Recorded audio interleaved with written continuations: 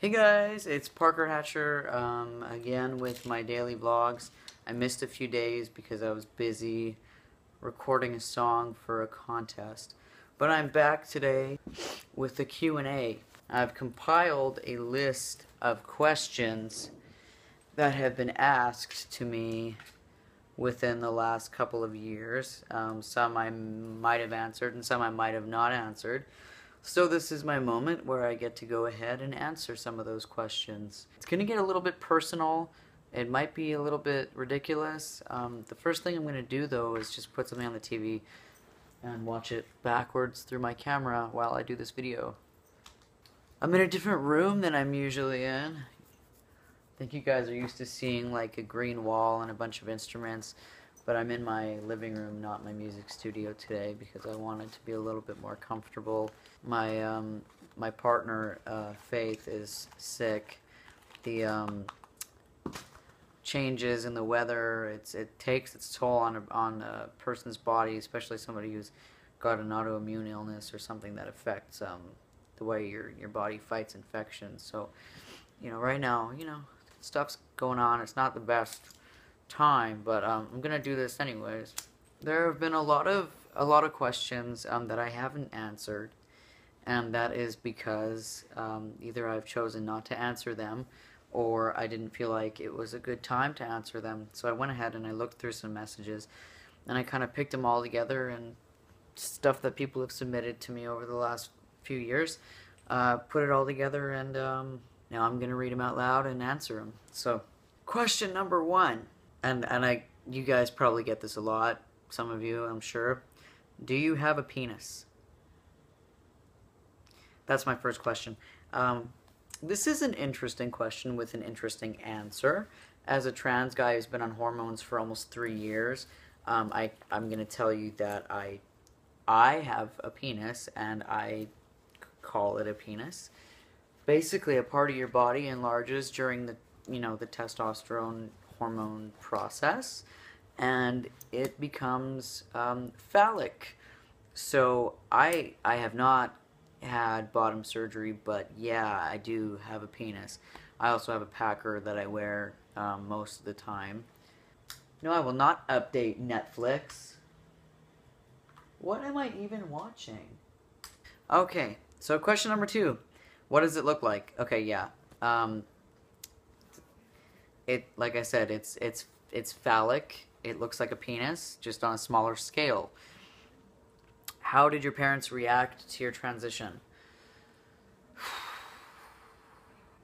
My mom always knew that this was going to happen. This is something that was no surprise to anybody. I came out when I was in my early 20s. I guess I'm technically in my mid-20s now. Yeah, I was raised by my grandparents and my mom.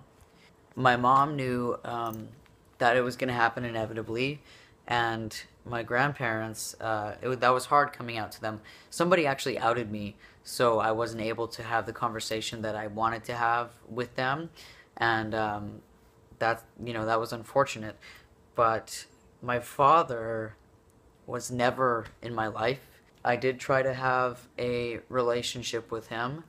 I tried to get him back in my life, and I succeeded for a very short time.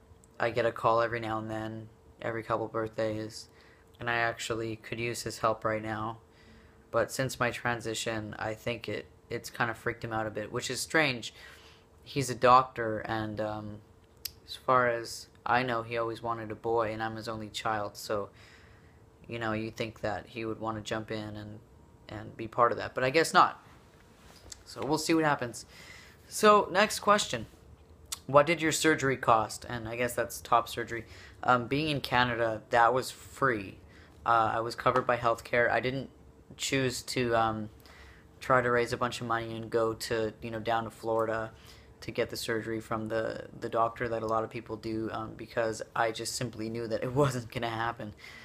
Plus, traveling at that point in my life would not have been a good idea. So I did it here in Winnipeg for free, and that's that. A lot of people, most people in Canada, are covered, fully covered. So the only time where they would need any money to go and do these surgeries is if they chose to go to a different surgeon, and that's their choice. All right, next question. When did you realize you were a man?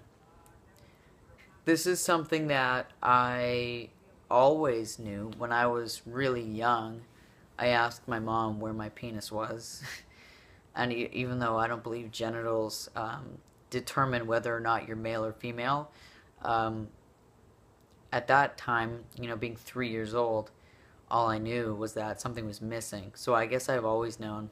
It just took me a long time to get the guts and to feel right about doing it, going through with it. I wish I would have done it a bit sooner, but that's just how that happened. Next question. What is your sexual preference? Okay, when I was still female, I was identifying as a lesbian for a long time, and I know a lot of trans guys experience that as well. Once I transitioned, my mind opened up quite a bit, and I started to identify as pansexual, meaning I'm attracted to everybody. There's no gender barriers as far as I'm concerned in a physical, emotional, sexual relationship. People are people, and I think that's how it should be. But everybody has their preferences. Some people are not comfortable with certain parts of the human anatomy, and that's totally fine. But as far as I'm concerned, everybody is a potential lover, although I am in a relationship. Next question. If you could have been born cis, would you choose to have been? The answer to that is no, because my 22 years as a female opened up my mind so much that now as a male I have empathy and I understand what it's like to be a female, to be objectified, and to struggle as as a female growing up in the world we live in right now. And I wouldn't trade that for anything. I think that having those years of experience, I've evolved so much because of it, and it's something that not a lot of guys can say that they have experienced. So I'm very proud of that. Moving on, what is your favorite band? I don't know. There's so many. I listen to a lot of folk rock, independent rock. I'm a big fan of Matthew Good. I'm a big fan of Amy Mann. I really like Joni Mitchell. I guess that's about it for who I'm really influenced by, in listening to right now. Oh, the next one. What is your biggest musical influence? Growing up, I listened to a lot of Our Lady Peace. Before their album Gravity, they had a few really, really good albums, and I listened to that a lot. They were kind of an influence for me, but my biggest musical influence is Matthew Good, and I highly recommend you check out his new record, Chaotic Neutral. It's fantastic. Everything he does is amazing. That's a guy who's stayed true to the music, who struggled through cancer, depression, and come out a survivor. So I admire him. And again, Amy Mann, she's an independent artist. She does everything herself. The label screwed her over, and she was able to buy back her own music and start over fresh, on her own record label. So I really admire her for that. What is your favorite food? These questions. I really like tacos. This one's really important. Did you ever worry about losing your ability to sing after tea? I made a video. Scroll through my videos I made in the last couple of weeks and check out the singing video. I did worry quite a bit about losing my voice, being on testosterone, because I know that I had a very strong female voice before, but starting on a low dose, continuing to exercise my vocal cord, I still have the male vocal range, and I have a really nice falsetto. It's kind of rare for trans guys to still be able to hold on to their falsetto and their high notes after transitioning. So I'm lucky. I'm definitely lucky. I took the right steps, I did the right things, and I had a good outcome. So, are you happy with your top surgery results? Yes and no. I'm happy that I don't have, chest chesties anymore. But if I could get revisions done to one side of my chest, I probably would, just because it's a bit uneven on one side and there's a little bit more tissue than I wanted. But that's because I have a lot of muscle on that side of my body. I should have paid more attention before the surgery when he was drawing the lines on where he was gonna do the incisions and such, because he drew one crooked, and I think he had understudies do that one. They should have been lining it up right. I mean, you gotta do these surgeries and learn, right? So I guess I was a trailblazer for that surgeon, and so far the work he's done has been pretty decent. I would just have very, very minor revisions done. Are you happy about your changes since starting T? Yes, I am. I look in the mirror now and I can finally see the person that I've always I've always known that was in there. And I feel more complete now. Although I do have dysphoria still. At least I can look at myself and pass as male and say, this is who I was supposed to be, and now I'm who I'm supposed to be. For a lot of people, they don't get to the point where they can do that, and it's really sad. But for me, I am happy. The only thing that I wish was different is that I wish I would have started a bit earlier. Maybe would have gained a little bit of height, because I'm like 5'6", and I would like to be a little bit taller. But you can't tell because I'm in a wheelchair, so either way, maybe it doesn't even matter. Do you ever regret transitioning? Absolutely not. Like I said, I'm very happy with who I am. It opened my eyes in a lot of ways. I am a better person because of it. I'm a more understanding person, and I'm a very open-minded person. And I don't know if I would have been all of that and more if I wouldn't have transitioned. How do you deal with ignorance? The best way to deal with ignorance is education. Some people are stuck in their ways and they won't listen to anything you have to say. But there are others, and there's always a chance that you can change somebody's mind.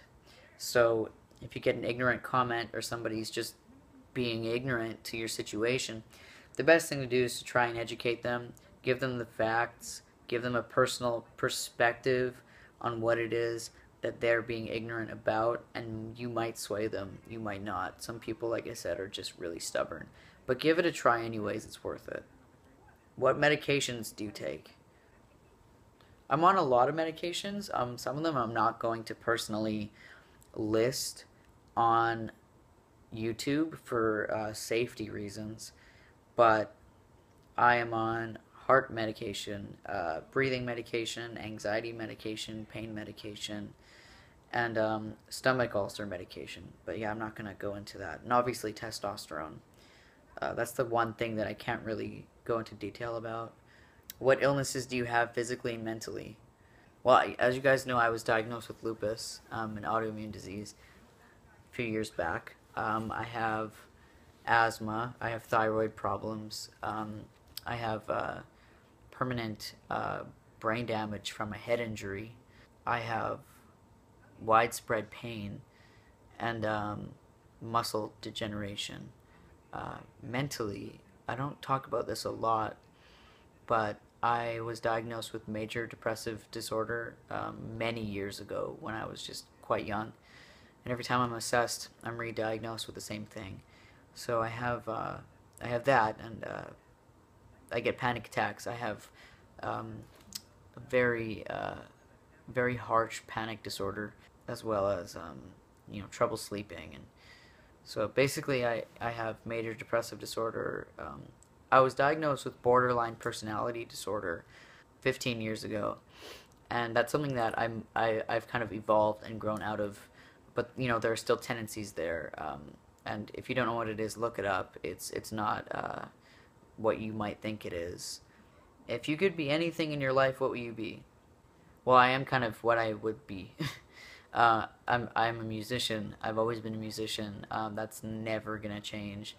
That is the one thing that I know will always, be there, and that's the one thing that's been there since I can remember. Music has saved me time and time again. What are your political views? This is a difficult question to answer, because I'll tell you something. In Canada, there's conservative and liberal and Green Party and NDP. I am not conservative, and as far as the United States goes, I am not Republican. So I guess I would be a Democrat in the States, and here I consider myself a liberal, and I do support the Green Party. I like what they believe in. Saving the environment is very important, but I am certainly not conservative. These people are destroying our country. What is lupus? Lupus is an autoimmune illness very similar to MS. It causes pain, brain fog, memory loss, muscle deterioration. Your antibodies attack you instead of attacking illnesses. So what would be attacking my viruses, that part of my body is attacking my organs. So it's an illness that, I mean, there's not a lot that they can do for me at this point anymore. That's why I'm really trying to live my life kind of fast and get things done quickly, because I do not know how long, I have. Nobody does, though. So why are you trying to help others when it seems like others are unwilling to help you? That's a very interesting question. I feel compelled to make a difference, and if people are unwilling to help me right now, I'm hoping that will change. I absolutely have to do something in my life and leave a legacy. The best way I can express myself is through music. So I'm trying to raise money to get a wheelchair accessible vehicle so I can go on tour, raise money, give to charities, help people out, spread awareness, because there is a lot of ignorance in the world. So I'm doing this because I want to change views, and I want people to understand what people like me go through. I see all these people killing themselves, and my best friend died of suicide. So I'm always gonna feel compelled to want to make a positive change in society, and that's not gonna stop. What is your nationality and background? My mother, her family was from Germany, so I am half German, and my father's family is from Trinidad. That is a country in the Caribbean islands. So I am half German, half Caribbean. You can look it up if you want. Trinidad's a pretty interesting country. Who is your biggest trans influence? That's a toughie because there's quite a few, and they're all kind of different parts of the world. There's musical influences. There are activists. I really respect Buck Angel quite a bit for being who he is, being honest about it, and not sugarcoating anything. Yes, he does porn, but he's a good guy, and he has paved the way for a lot of people to feel comfortable in their bodies. And that's something that was non-existent until he came along. So I really respect him a lot. You have a lot of instruments. Which is your favorite? My favorite instrument is a Gibson Les Paul, Tobacco Burst. I named him Geraldo. He is just the most beautiful guitar. If you ever seen the promo Ward 3 picture where I'm totally naked with the guitar on me, that's the guitar. It's just the best. I actually have a video coming up that it gives you an in-depth look into my home studio and a review on every instrument I own. So I'm going to post that as soon as I can. It's pretty long, but if you want to take a look at it, and maybe learn a bit about instruments and learn a bit about where my sound comes from and why I'm doing the kind of things that I'm doing and how I'm doing it, I would check that out. I would wait maybe a day or two. I'm going to get that up as soon as I can. What song that you wrote are you most proud of? There is more than one. If you look at my 2011 CD, Fighting Kids for Swings, The song that I am most proud of is called Forgive Your Skies. If you subscribe to my website, you get that whole album for free right now for the next couple of days. So I get on that. Check out Forgive Your Skies because I'm really proud of the way that one turned out, studio-wise, musically. I'm also really proud of a song called Sea of Black. It's a very melancholy kind of sound, but it describes kind of the way my brain works and the way that I was raised and how I evolved into the person that I was at the time, which is now different, but either way. The most recent song that I'm proud of is a song called Shut Up and Get In. I did a lot of interesting guitar riffs on that one. So if you want to hear that, go to my SoundCloud. I guess I'll link you to that. And I submitted it to the songwriting challenge at indie.com. So I'll link you to that too. That was my Q&A. If you have any more questions that, something that I might not have covered, email me. I'll give you my email, message me, send me something on Tumblr. Whatever you want to ask me, I'm an open book. Well, I'll either do another video about it or I will message you personally. Okay, so that's it. I'm a little bit lagging on my videos. I still have a couple more to make, but this should be up within the next little while. Subscribe and check out my fundraiser. Please share it. Winter is coming, and I am getting a little bit desperate, to be honest. I have to raise this money before the snow falls. Winter is a really tough time for me. I cannot even leave my house because my chair does not work in the snow we get in this city. So thank you for watching. I hope this was fun and educational. Like I said, if you got any more questions, just ask. Take care, guys.